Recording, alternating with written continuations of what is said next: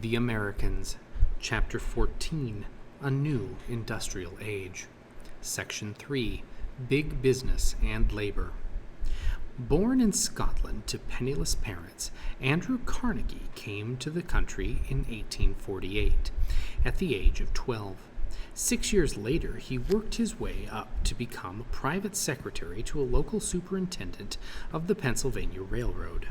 One morning, Carnegie single-handedly relayed messages that unsnarled a tangle of freight and passenger trains. His boss, Thomas A. Scott, rewarded Carnegie by giving him a chance to buy stock. Carnegie's mother mortgaged the family home to make the purchase possible. Soon, Carnegie received his first dividend. A personal voice, Andrew Carnegie. One morning, while a white envelope was lying on my desk, addressed in a big John Hancock hand to Andrew Carnegie, Esquire. All it contained was a check for $10 upon the Gold Exchange Bank of New York. I shall remember that check as long as I live. It gave me the first penny of revenue from capital, something that I had not worked for with the sweat of my brow. Eureka! I cried. Here's the goose that lays the golden eggs. Andrew Carnegie was one of the first industrial moguls to make his own fortune. His rise from rags to riches, along with his passion for supporting charities, made him a model of the American success story. Part 1. Carnegie's Innovations. By 1865, Carnegie was so busy managing the money he had earned in dividends that he happily left his job at the Pennsylvania Railroad. He entered the steel business in 1873 after touring a British steel mill and witnessing the awesome spectacle of the Bessemer process in action. By 1899, the Carnegie Steel Company manufactured more steel than all the factories in Great Britain. A new business strategy. Carnegie's success was due in part to management practices that he initiated and that soon became widespread. First, he continually searched for ways to make better product more cheaply. He incorporated new machinery and technologies, such as accounting systems, that enabled him to track precise costs. Second, he attracted talented people by offering them stock in the company, and he encouraged competition among his assistants. In addition to improving his own manufacturing operation, Carnegie attempted to control as much of the steel industry as he could. He did this mainly by vertical integration, a process by which he bought out his suppliers, coal fields and iron mines, ore freighters and railroad lines, in order to control the raw materials and transportation systems. Carnegie also attempted to buy out competing steel producers. In this process, known as horizontal integration, companies producing similar products merge. Having gained control over his suppliers and having limited his competition, Carnegie controlled almost the entire steel industry. By the time he sold his business in 1901, Carnegie's companies produced by far the largest portion of the nation's steel. Social Darwinism in Business, Part 2. Andrew Carnegie explained his extraordinary success by pointing to his hard work, shrewd investments, and innovative business practices. Late 19th century social philosophers offered a different explanation for Carnegie's success. They said it could be explained scientifically by a new theory, social Darwinism. Principle of social Darwinism. The philosophy called social Darwinism grew out of the English naturalist Charles Darwin's theory of biological evolution. In his book, On the Origin of Species, published in 1859, Darwin described his observation that some individuals of a species flourish and pass their traits along to the next generation, while others do not. He explained that a process of natural selection weeded out less suited individuals and enabled the best adapted to survive. The English philosopher Herbert Spencer used Darwin's biological theories to explain the evolution of human society. Soon, economists found in social Darwinism a way to justify the doctrine of laissez-faire, a French word meaning allowed to do. According to this doctrine, the marketplace should not be regulated. William G. Sumner, a political science professor at Yale University, promoted the theory that success and failure in business were governed by natural law and that no one had the right to intervene. A new definition of success. The premise of the survival and success of the most capable naturally made sense to the 4,000 millionaires who had emerged since the Civil War. Because the theory supported the notion of individual responsibility and blame, it also appealed to the Protestant work ethic of many Americans. According to social Darwinism, riches were a sign of God's favor, and therefore the poor must be lazy or inferior people who deserve their lot in life. Part 3. Fewer controls more. Although some business owners endorsed the natural law in theory, in practice most entrepreneurs did everything they could to control the competition that threatened the growth of their business empires. Growth and consolidation. Many industrialists took the approach, if you can't beat 'em, join 'em. They often pursued horizontal integration in the form of mergers. A merger usually occurred when one corporation bought out the stock of another. A firm that bought out all its competitors could achieve a monopoly or complete control over its industry's production, wages, and prices. One way to create a monopoly was to set up a holding company, a corporation that did nothing but buy out the stock of other companies. Headed by the banker J.P. Morgan, the United States Steel was one of the most successful holding companies. In 1901, when it bought the largest manufacturer, Carnegie Steel, it became the world's largest business. Corporations such as the Standard Oil Company, established by John D. Rockefeller, took a different approach to mergers. They joined with competing companies in trust agreements. Participants in a trust turned their stock over to a group of trustees, people who ran the separate companies as one large corporation. In return, the companies were entitled to dividends on profits earned by the trust. Trusts were not legal mergers, however. Rockefeller used a trust to gain total control of the oil industry in America. Rockefeller and the robber barons. In 1870, Rockefeller Standard Oil Company of Ohio processed 2 or 3% of the country's crude oil. Within a decade, it controlled 90% of the refining business. Rockefeller reaped huge profits by paying his employees extremely low wages and driving his competitors out of business by selling his oil at a lower price than it cost to produce it. Then, when he controlled the market, he hiked prices above the original levels. Alarmed at the tactics of industrialists, critics began to call them robber barons, but industrialists were also philanthropists. Although Rockefeller kept most of his assets, he still gave away over $500 million, establishing the Rockefeller Foundation, providing funds to found the University of Chicago, and creating a medical institute that helped find a cure for yellow fever. Andrew Carnegie donated about 90% of the wealth he accumulated during his lifetime. His fortune still supports the arts and learning today. "It will be a great mistake for the community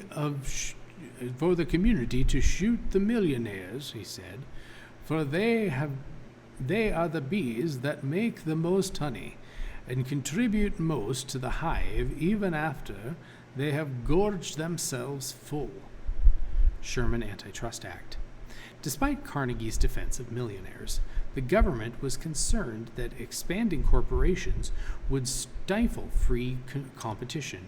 In 1890, the Sherman Antitrust Act made it illegal to form a trust that interfered with the free trade between states and with other countries.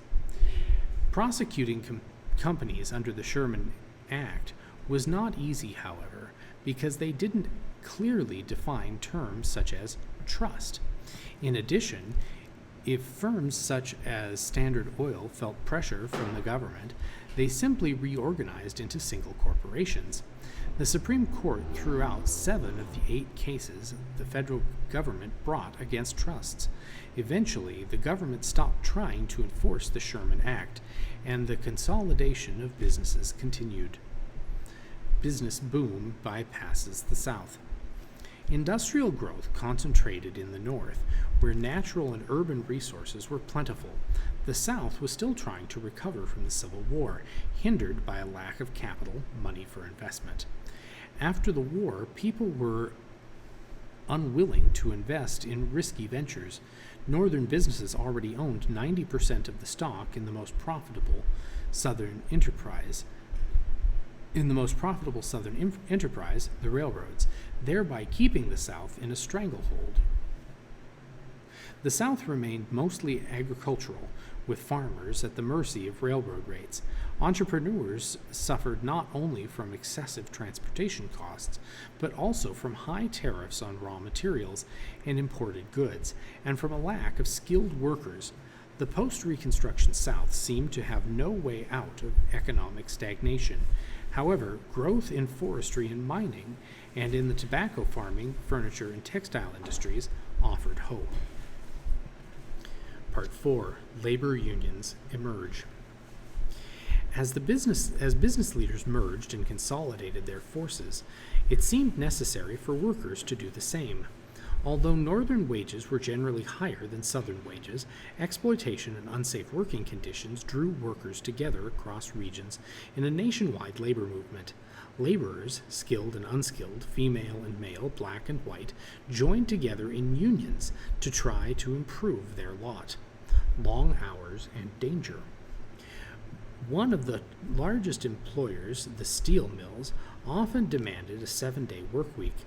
Seamstresses, like factory workers in most industries, worked 12 or more hours a day, 6 days a week. Employees were not entitled to vacation, sick leave, unemployment compensation, or reimbursement for injuries suffered on the job.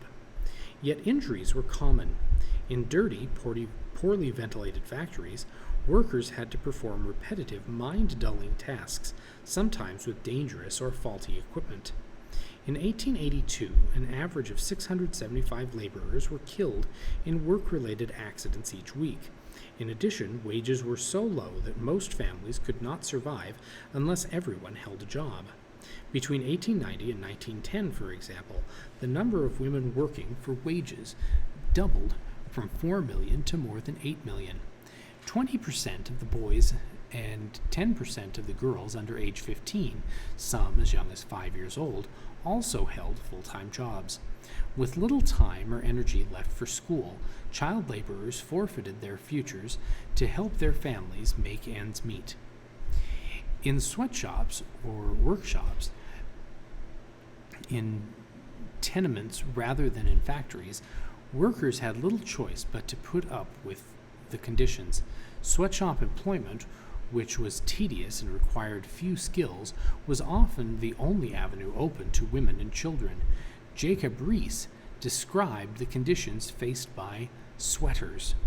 A personal voice, Jacob Riis. The bulk of the sweater's work is done in the tenements, which the law that regulates factory labor does not reach. In them, the child works unchallenged from the day he is old enough to pull a thread. There is no such thing as a dinner hour. Men and women eat while they work, and the day is lengthened at both ends far into the night. Not surprisingly, Sweatshop jobs paid the lowest wages, often as little as 27 cents for the child's 14-hour day. In 1899, women earned an average of $267 a year, nearly half of men's average pay of $498. The very next year, Andrew Carnegie made $23 million with no income tax. Early labor organizing. Skilled workers had formed small local unions since the 1700s. The first large-scale national organization of laborers, the National Labor Union (NLU), was formed in 1866 by iron worker William H. Silvius.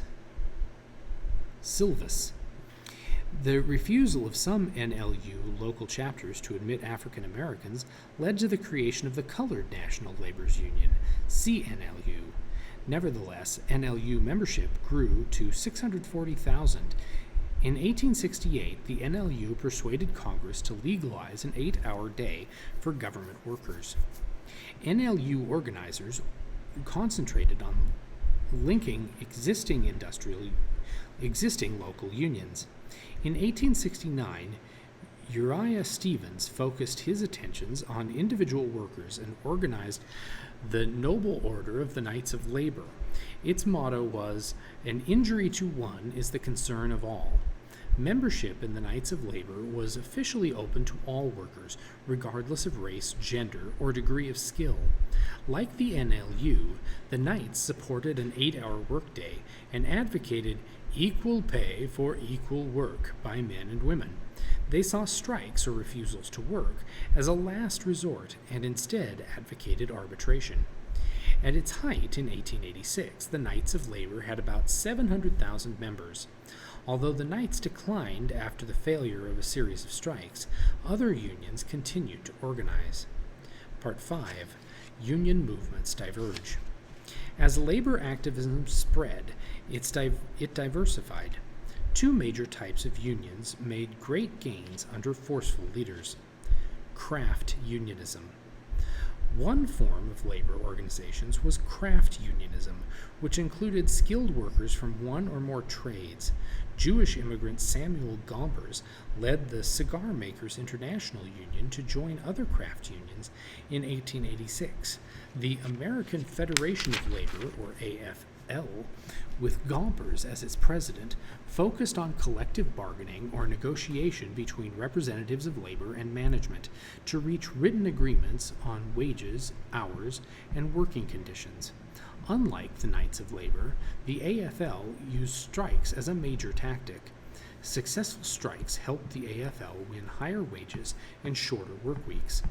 Between 1890 and 1915, the average weekly wages in unionized industries rose from $17.50 to $24, and the average work week fell from almost 54.5 hours to just under 49 hours. Industrial unionism.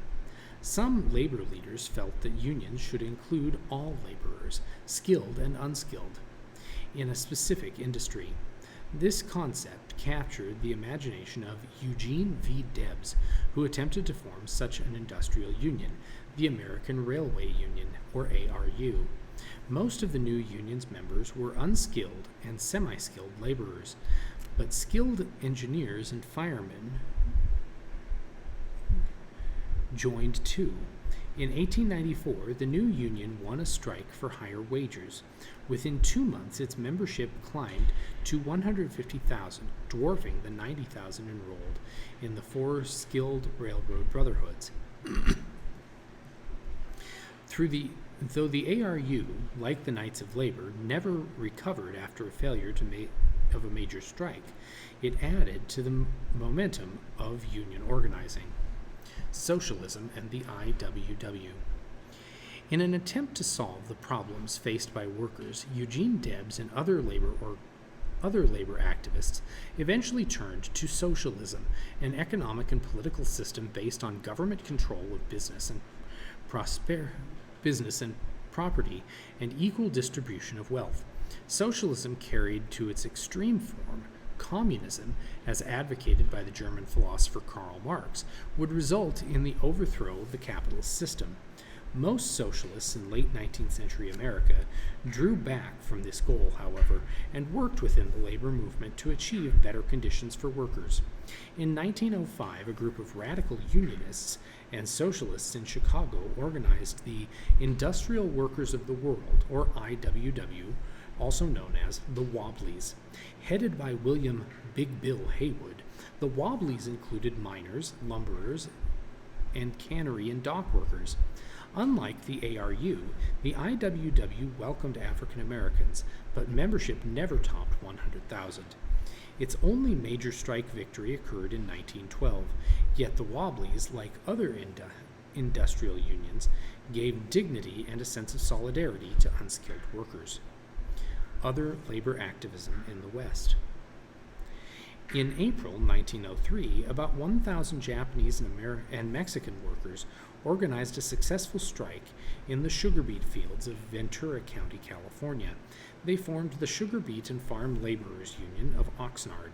In Wyoming, the State Federation of Labor supported a union of Chinese and Japanese miners who sought the same wages and treatment as other union miners. These small independent unions increased both the overall strength of the labor movement and the tension between labor and management.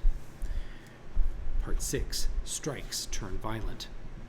Industry and government responded forcefully to union activity, which they saw as a threat to the entire capitalist system. The Great Strike of 1877. In July 1877, workers for the Baltimore and Ohio Railroad, B&O, struck to protest their second wage cut in 2 months. The work stoppage spread to other lines. Most freight and even some passenger traffic, covering over 50,000 miles, was stopped for more than a week. After several state governors asked President Rutherford B. Hayes to intervene, saying that the strikers were impeding interstate commerce, federal troops ended the strike. The Haymarket Affair. Encouraged by the impact of the 1877 strike, labor leaders continued to press for change. On the evening of May 4, 1886, 3,000 people gathered to Chicago's Haymarket Square to protest police brutality. A striker had been killed and several had been wounded at the McCormick Harvester plant the day before. Rain began to fall at about 10 o'clock and the crowd was dispersing when police arrived. Then someone tossed a bomb into the police line. Police fired on the workers. 7 police officers and several workers died in the chaos that followed. No one ever learned who threw the bomb, but the 3 speakers at the demonstration and 5 other radicals were charged with inciting a riot. All 8 were convicted, 4 were hanged, and 1 committed suicide in prison. After Haymarket, the public began to turn against the labor movement. The Homestead Strike. Despite the violence and rising public anger, workers continued to strike. The writer Hamlin Garland described conditions at the Carnegie Steel Company's Homestead plant in Pennsylvania. A personal voice, Hamlin Garland. Everywhere, groups of pale, lean men slouched in faded garments, grimy with soot and grease of the mills. A roar as of 100 lions, a thunder of cannons, as of cannons, jarring clang of falling iron. The steelworkers finally called a strike on June 29, 1892, after the company president, Henry Clay Frick, announced his plan to cut wages. Frick hired armed guards from the Pinkerton Detective Agency to protect the plant so that he could hire scabs or strikebreakers to keep it operating.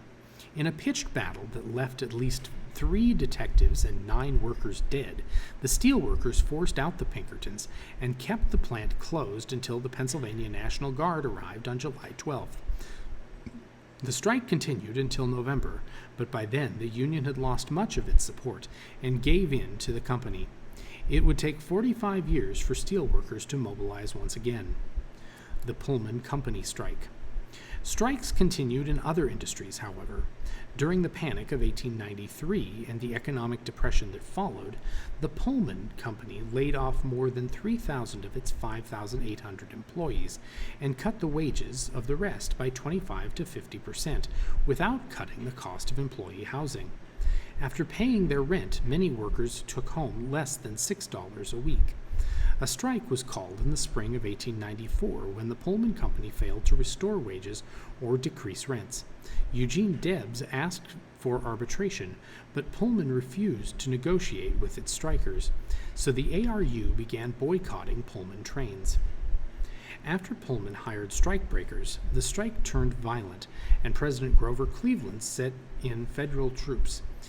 In the bitter aftermath, Debs was jailed, Pullman fired most of the strikers, and the railroads blacklisted many others, so that they could never again get railroad jobs. Women organize. Although women were barred from many unions, they united behind powerful leaders to demand better working conditions, equal pay for equal work, and an end to child labor laws. Perhaps the most prominent organizer in the women's labor movement was Mary Harris Jones.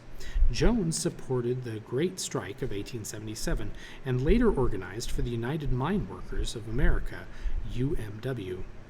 She endured death threats and jail with the coal miners, who gave her the nickname Mother Jones. In 1903, to expose the cruelties of child labor, she led 80 mill children, many with hideous injuries, on a march to the house of President Theodore Roosevelt. Their crusade influenced the passage of child labor laws. Other organizers also achieved significant gains for women. In 1909, Pauline Newman, just 16 years old, became the first female organizer of the International Ladies Garment Workers Union, ILGWU. A garment worker from the age of 8, Newman also supported the Uprising of the 20,000, a 1909 seamstresses strike that won labor agreements and improved working conditions for some strikers. The public could no longer ignore conditions in garment factories after a fire broke out at the Triangle Shirtwaist Factory in New York City on March 25, 1911. The fire spread swiftly through the oil-soaked machines and piles of cloth, engulfing the 8th, 9th, and 10th floors. As workers attempted to flee, they discovered that the company had locked all but one of the exit doors to prevent theft. The unlocked door was blocked by fire. The factory had no sprinkler system, and the single fire escape collapsed almost immediately. In all, 146 women died. Some were found huddled with their faces raised to a small window. Public outrage flared after a jury acquitted the factory owners of manslaughter. In response, the state of New York set up a task force to study factory working conditions. Management and government pressure unions. The more powerful the unions became, the more employers came to fear them. Management refused to recognize unions as representatives of the workers.